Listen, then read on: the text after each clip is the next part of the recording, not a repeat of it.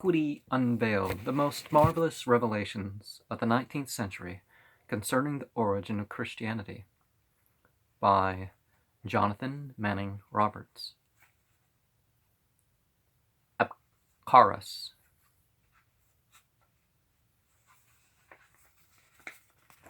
I salute you, sir.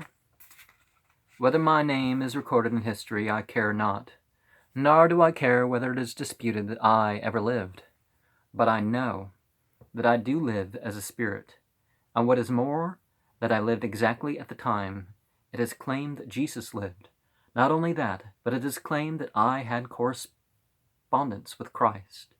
Now for the facts. My name was Abgarus. I was a priest at Abdera in Thrace, afterwards a priest in Rome, in the reign of Tiberius Caesar. I had correspondence with a Jewish priest who lived at that time in Jerusalem, and whose name was Jesus Malathiel. This correspondence was taken advantage of by Felix, Bishop of Urgel in Spain, and in the 8th century, in the time of Charlemagne, and was used by Christians after that time to prove the real existence of Jesus Christ, when no such person existed, and I had no correspondence with any other person than I have named. The points at issue between myself and this Jesus, whether my God Apollo or his God Yah or Jehovah was the older. There was at that time proof positive in ancient books then extant that the Grecan god Apollo, under the name of Bel or Baal, was worshipped by the very father of the Jewish religion, Abraham, in Chaldea, before he became the so-called progenitor of the Hebrew nation. And therefore I won the debate between this learned Jew and myself, and concerning this controversy, some of the apocryphal books thrown out by the Council of Nicaea contained accounts of my controversy with that Jesus. But the Christians have so mutilated the original argument that it cannot now be understood. They have done everything they could to utterly destroy that argument. I have come here today to throw what light I could upon this point, and I have done it honestly as a spirit. I care not whether history confirms what I say or not. I departed the mortal life about 60 of the Common Era. This is yours for the truth. Now, again, Anno Domini is not something they would have used, and the idea that concepts like Lord and Avenger and various other aspects were attributed to the same chief divinity or the same soul divinity by various cultures, it amounts to the same thing in that respect, is that we are not talking about different entities, and therefore whether one language use is older than another, it has no real bearing. And if somebody is to come and say, like the various prophets, and bring doctrines like Tawhid and say all the God, or you're saying all the gods are one, he's making all the gods one. Well, no, he's just saying divinity is one, and there were never these various gods to begin with. But to use different language stuff, it's a childish argument that one hears frequently enough online and such. We have thought this communication worthy of a special comment, inasmuch as especially calculated to show that the communications there have been given, which have purported to come from ancient spirits, are what they claim to be. We will now give what history says of Abgarus, in order to call attention to some significant points of this astonishing correction of the historical errors. We take the following account of Abgarus from McClintock and Strong's Biblical Cyclopedia. Abgarus, Agbarus, sometimes derived from the Arabic Akbar, greater, but better from the Armenian Abag, great, an heir man.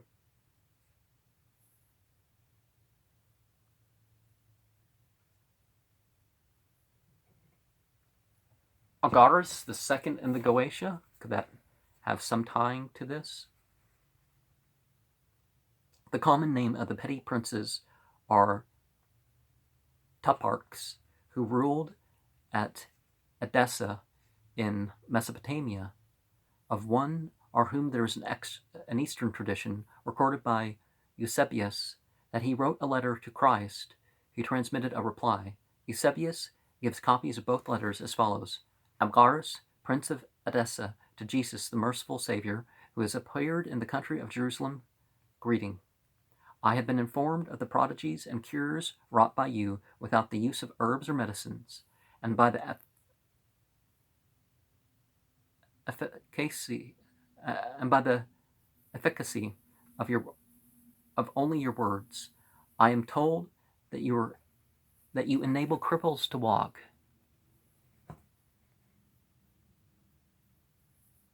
that you force devils from the bodies possessed, that there is no disease, however incurable, which you do not heal, and that you restore the dead to life. These wonders persuade me that you are some god descended from heaven, or that you are the Son of God. For this reason I have taken the liberty of writing this letter to you, beseeching you to come and see me, and to cure me of the indisposition under which I have so long labored. I understand that the Jews persecute you, murmur at your miracles, and seek your destruction. I have here a beautiful and agreeable city, which, though it be not very large, will be sufficient to supply you with everything that is necessary. To this letter it is said that Jesus Christ returned to him an answer in the following terms: You were happy, Abgarus, thus to have believed in me without having seen me, for it is written that they who shall see me will not believe in me, and that they who shall see me will not believe in me, and that they who have never seen me shall believe and be saved. As to the desire you express in receiving a visit from me, I must tell you that all things for which I am come must be fulfilled in the country where I am. When this is done, I must return to him who sent me, and when I am departed hence, I will send to you one of my disciples, who will cure you of the disease of which you complain, and give life to you and those who are with you, according to Moses of Corinne, who died in 470. The reply was written by the Apostle Thomas. Eusebius further states that after the ascension of Christ, the Apostle Thomas sent Thaddeus, one of the 70, to Abgar, who cured him of leprosy and converted him together with the subjects. Remember, I went into 70 symbolism yesterday. The documents from which this narrative is drawn are found in Eusebius. In the Archives of Edessa, Moses of Corinne relates further that Abgarus, after his conversion, wrote letters in defense of Christianity to the Emperor Tiberius and to the King of Persia. He is also the first who mentions that Christ sent to Abgarus, together with his reply, a handkerchief impressed with his portrait. The letter of Christ to Abgarus was declared apocryphal by the Council of Rome in 494 of the Common Era, but in the Greek Church, many continued to believe in its authenticity, and the people of Edessa believed that their city was made unconquered by the possessions of this palladium. The original is said to have been brought to Constantinople. In modern times, the correspondence of Abgarus as well as the portrait of Christ are generally regarded as forgeries. Now, there's actual evidence of why the portrait on the handkerchief is considered a forgery in terms of both the style of the face and in the carbon dating. But the idea of declaring, it's apocryphal, it's unveiling something, it must not be accepted. Wait. Unless it's unveiling like the marriage secrets or some state safety secret or something like that.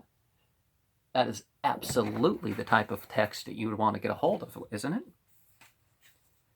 It is to protest against such Christian forgeries as these in his name that the spirit of Abgarus returns, and to state the correct facts in regard to his letters to Jesus Malathiel.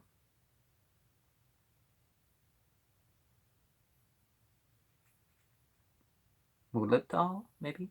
The learned Jew with whom he had the controversy about the antiquity of the Jewish God, Jah or Jehovah, Yahweh. Again, any J sound proves that,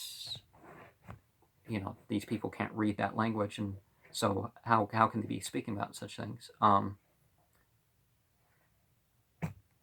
It would appear from the communication that Abgarus was not Abgar, king of Edessa, but was a Greek priest in the temple of Apollo at Abdera in Thrace, and afterwards a priest at Rome in the city of Tiberius Caesar. It is therefore more likely that Abgarus wrote letters to Tiberius, as Moses of Corenne states, but those letters share the same fate as did the actual correspondence with the Jewish priest, Jesus Malathiel of Jerusalem. It would seem that the alleged correspondence between Abgarus and Jesus Christ was declared apocryphal as early as 494, or in other words, spurious.